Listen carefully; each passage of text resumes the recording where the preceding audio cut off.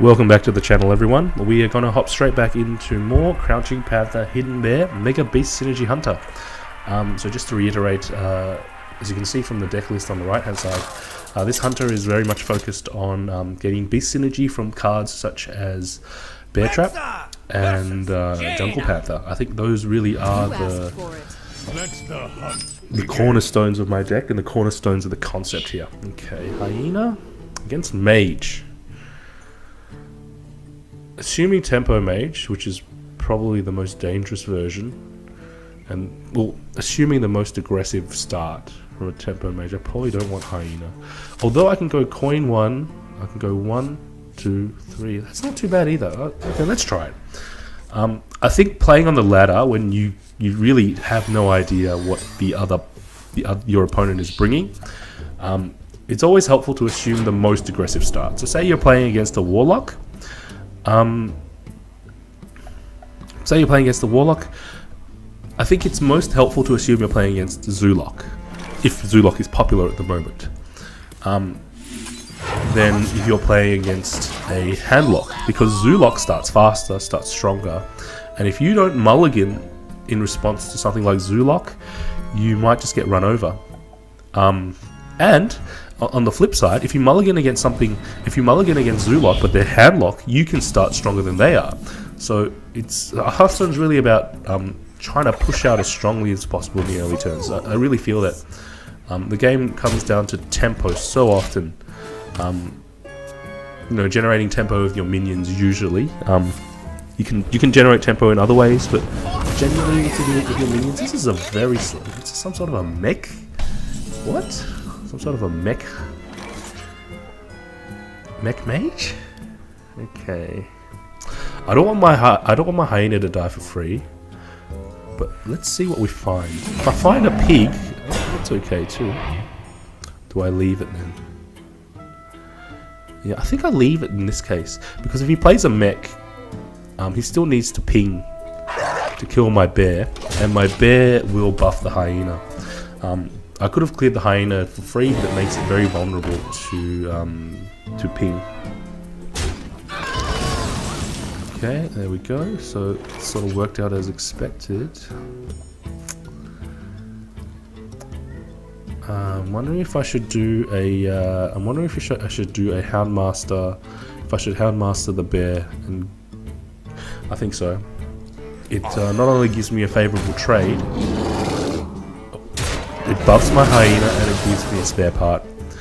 Generally, you want to save your Houndmaster target. You want to have it stick around basically.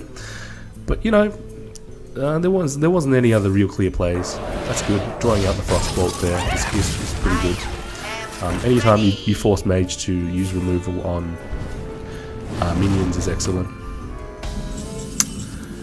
Okay, snakes. I think I'll play Rhino.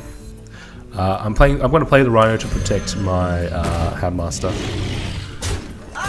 It looked as if he was setting up to either run the Clockwork Gnome into my Houndmaster, or yeah, that's what it looked like. So I think that was okay. Okay, that's not too bad. And I have some charging minions now. Do I want to play two potentially charging minions? I think that's strongest, but okay, let's see what we find with our that's pretty good. I think what I'm going to do is quick shot to clear the first one. Yeah, that's pretty good. And do I develop the web spinner? I'm weak to Flame Strike, but I don't think a deck like this runs Flame Strike. But considering how considering how slowly, okay, he wasn't just consulting me. All right, thank you for the win. Yeah, considering how slowly he was playing the early game, we were looking in a pretty strong position. All right, let's try and get our final win. All right. Second time's the charm. Come on, let's get our 5 out of 5 Hunter wins, and I can be done with this. Nah, I'm not going to say I'm going to be done with this deck. It's a fun deck, but it might be something I pull out next time I get Hunter. Hunter Quest. Because it's fun, but you know, I don't like playing Hunter. It's like skill command. I'm not a fan of skill command. Not a fan of quick shot. I think I will keep quick shot though, just to contest the potential. Excuse me, I'm just going to mute myself.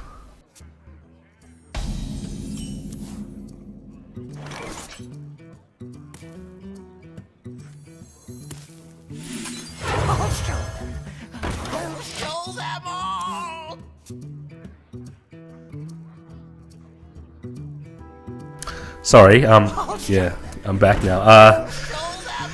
The risks of recording an episode while your kids are awake. I'm sure that anyone who's in the creative YouTube community can relate. Okay, I think I'm going to play bear, and then I'm going to pull out my snake.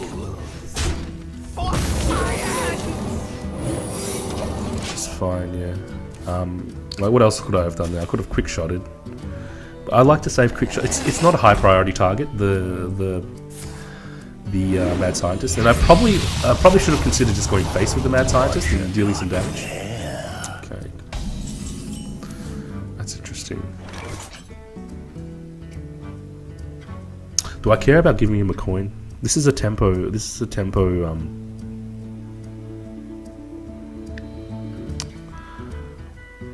This is a tempo mage. He's probably got flame wakers. I really don't want to give him a coin. But the question is, which one do I clear? Do I clear the cut purse or do I clear the mana worm? Because the cut purse enables future plays. Mana worm is strong now. I think given the weight of my hand, I'm gonna clear the cut purse just to block the future plays. And effigy is fine as long as it's not another cut purse. Okay, that's good. That was a good effigy. How did he get a cut purse anyway? I don't really remember. Oh, unstable. Okay, no. Yeah. And this is nice. He attacked my face and proc the bear trap. And this is one of the cool things about playing bear snakes, because so many hunters on the ladder play explosive ice. I mean, explosive freezing. So it's really a little. You know, you can expect them to be. You can expect other players to be a little unfamiliar with it. Do I want to chomp? Do I want to chomp that, or do I just want to silence it? Chomping it removes 3 attack. Silencing it removes 2 attack and puts an owl on the board. Or I could just play a Houndmaster, but I think Houndmaster is a little risky at the moment. I think I'm just going to silence it because I have a chance of proccing Snake Trap. He probably knows it's Snake, but in the off chance that we get to proc it, we get to develop a Ram Wrangler. So our next turns can be very powerful if he walks into the Snake Trap. But yeah, it all really depends. Oh, are you gonna do it? Are you gonna do it? Yeah, see, so players who play on the ladder are really used to. Ladder players are really, I think, more used to. Oh, see, so it was a conundrum there. Either he procced the Snake Trap, or he left my owl alive, or he could have pinged my owl and avoided the Snake Trap. Okay, I think I'm gonna have to Wrangler here. The Houndmaster doesn't really do much for me. I'm going to Wrangler here and hope for a play. That's not too bad. It challenges the sludge, and he has to ping it if he wants to clear it, but I already have a ping target. So one of the best things you can do against Mage is have 2 ping targets, because they can't ping twice, unless they have Garrison Commander or Caldara Drake, and you don't really see many of those around. Or that we could have some shenanigans with Flame Waker. Okay, that was a fairly good. Those are good shots. Okay, so we're gonna ignore. Okay. I think I'm gonna have to chomp here. Ooh, actually, not quite enough. Not quite enough to make Cult Unleash work. I think it's too slow to just play the high mage. How much damage am I looking at? 8 damage. There's 8 damage on the board. I'm looking at 8 damage on the board. I'll be down to 7. He can finish me with Fireball Ping, which is a high likelihood. I think actually I have to Chomp Unleash. Yeah. Chomp Unleash is I have to do this defensive play.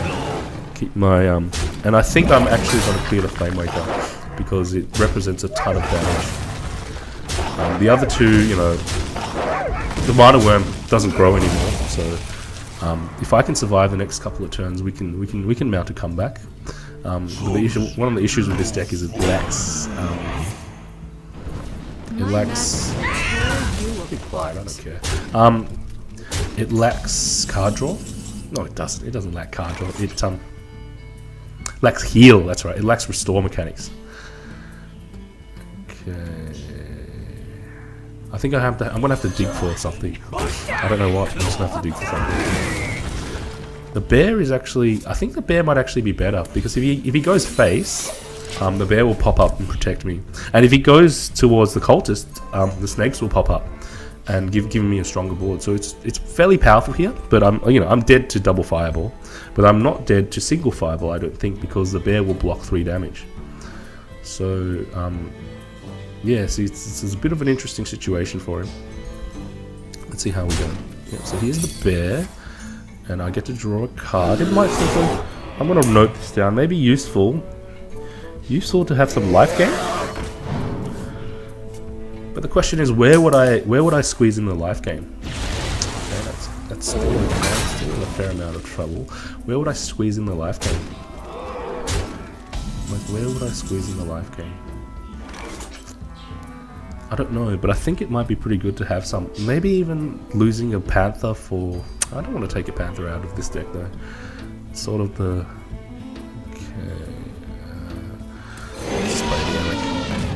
Okay. Okay, not so great. Let's see if I can find a taunt. Not great. How much damage am I looking at? Yeah, I'm looking at 7. No good. Alright, well played. Alright, that was okay. We went down a game, but we're still looking pretty good with this deck. You know, slightly above 50. Better than below 50. Alright, let's queue up one more time. I really want to get this quest done. Okay. The third time's a charm. Uther. I don't have a BGH. Oh, that's right. So we need to think about BGH. We need to think about life gain. I've already put silence, so the silence will be quite nice. Do I want to keep the 3? No, I don't. I think I need to start a little bit faster against Pally. Given how aggressive Pally can be in the early game, even just the web spinner to take down the divine shield of the mini-bot is better than waiting for a 3-drop, I think. Yeah, so I've got to think about, for this deck, whether I throw in a big gain or I include some life gain. Life gain. Yeah, I think life gain might be useful, but I don't know where it might come from and how I might be able to find a synergy for it. Interesting. I'm probably still going to take down the... Probably still going to trade in, just to get rid of the divine shield, play around any crazy buff shenanigans, you know, Blessing and Might, things like that. Squire suggests to me that this is an aggressive deck, like a face deck, which relies on Divine Favor for draw. Pardon me, I'll be right back. Just got to close the door. The birds are coming for me again.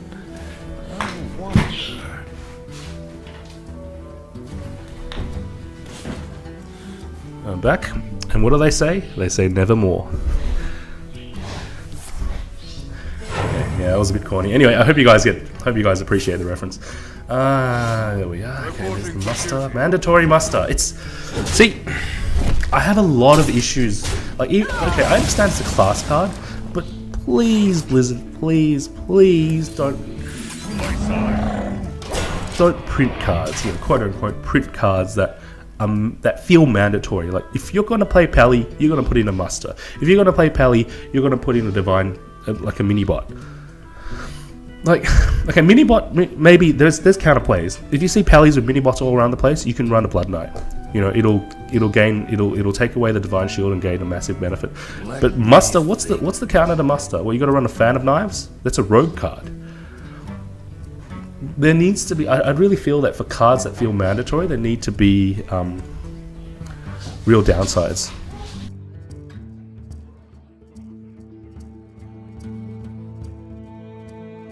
Let me think. Yeah, so that I really sorry about that. I just had to divert my attention away for a bit. I really feel that there need to be downsides. Like, if you're gonna make a powerful card like Muster, there needs to be some sort of counterplay, and I'm not really seeing any counterplay at the moment. I'm just gonna go face. 6 in the face. I guess the primary counter would be like a Senjin or something like that, but I can't play Senjin on 3. What could I play on 3 that counters Muster? Maybe a Death Lord? But then the Death Lord gets stomped by... You know, it's sort of like, where's the counterplay? What is the weakness of putting 2 Musters in your deck? Why would you not put 2 Musters in your deck? Like, any self-respecting paladin who wants to get wins and has like a minuscule amount of dust will put 2 Musters in their deck. And I really, like, I honestly believe that's a design flaw. I honestly believe that for a card game to have strong deck diversity, to have a healthy player pool, it needs to respect each individual card in relation to the other cards. Each card needs to have its benefits and drawbacks. So I'm gonna, like, you know, talking about, excuse me, the door just opened. I'm gonna take care of the birds once more.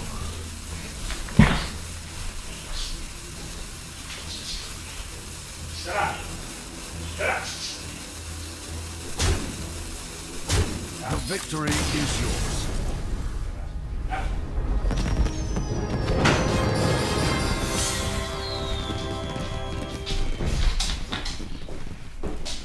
Oh look, I go back to finish wrangling my zoo and we somehow get a win. Okay, that was really nice. I think I'll queue up one more time. That didn't really feel like a game, so yeah, I'll queue up one more time even though I don't need the quest. So just to finish my thought, cards like Muster and cards like Dr. Boom, where is the risk? Where, like, I really think that when it comes to having a card game and having balanced cards and interesting cards, every card, no matter how powerful or how weak, needs to have a risk reward. What is the risk reward to Muster? What is the risk reward to Dr. Boom? Aside from, like, there has to be more to it than just the I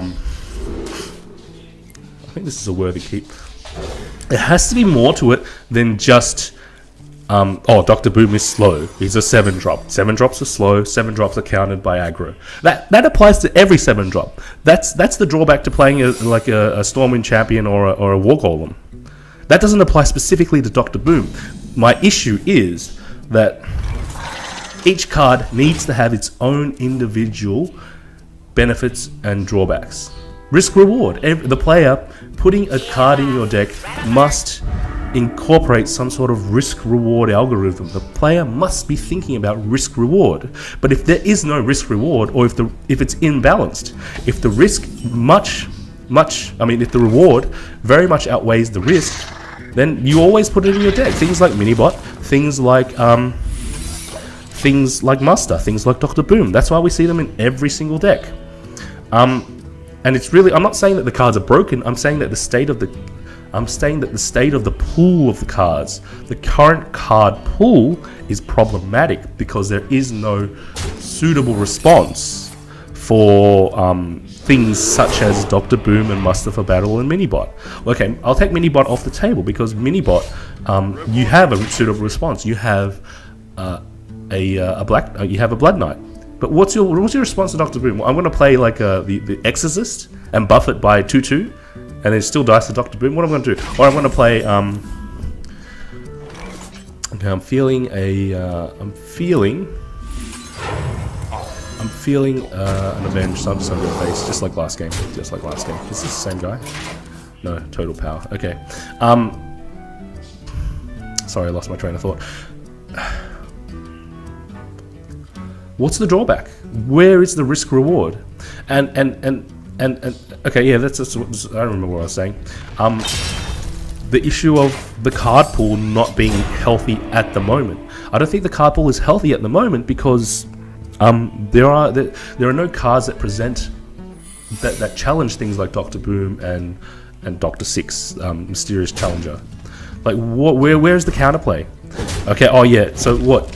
If your opponent plays a Dr. Boom, you need a big game hunter. You need a 400 cost dust card. I think that's a little bit too, like, the risk reward needs to be balanced. I keep coming back to this. It has to be balanced. Okay. Kill command. If I kill command, I think I just develop these two, and I don't attack. I don't want to activate the Avenge. If the risk reward is imbalanced, then you will see cards like Muster, cards like Doctor 6, cards like Doctor 7 in every single deck.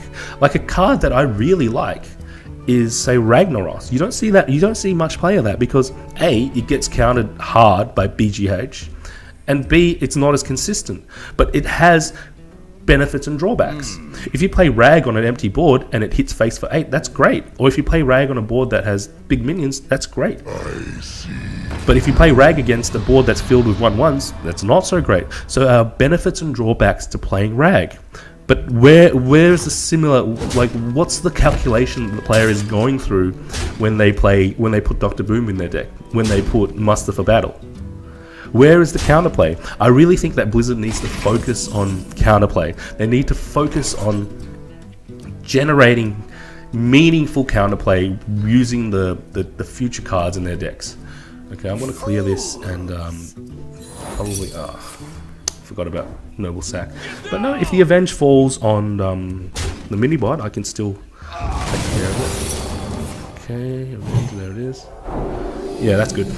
So where's the counterplay? I don't see it. And you know, you have this situation where players are just putting Boom in their deck, and rightly so, because as a developer, you can, like, you know how your players will behave. They're going to power game. They're going to power the game. They're going to power game your game. They're going to power game it. They're going to put in the best, strongest cards. They're going to go net decking. They're going to find the best things. But sorry, I'm getting a little bit exasperated here. Like, you know, I like the game, but I think there are just a couple really serious flaws with it. You know, you can, as a developer, you can assume that most players will power game it. Most players will watch a competitive scene and see, oh, these are the powerful decks, and I'm just going to play that. And if you assume they're going to power game, then you've got to be really careful about putting in cards that are that have low risk reward, that have an imbalanced risk reward ratio. I think I'm just going to taunt up. Okay, that's fine. There's going to be a shoot. I think I go face and I try to silence whatever. There's an imbalance in risk reward. So if you print a card that has an imbalance in risk reward, then you can, like, no wonder players are using it and people are complaining, because you have printed a card that is fundamentally better, or, you know, in the current state of the game, fundamentally better than everything else. So, like, you can't be surprised when players pick it up, because they're just reacting to your game. They're just reacting to your design decisions. So I really think that it's an issue that Blizzard needs to look at. Yeah. So yeah, as you can probably tell, just one moment, I'm just going to take some notes down.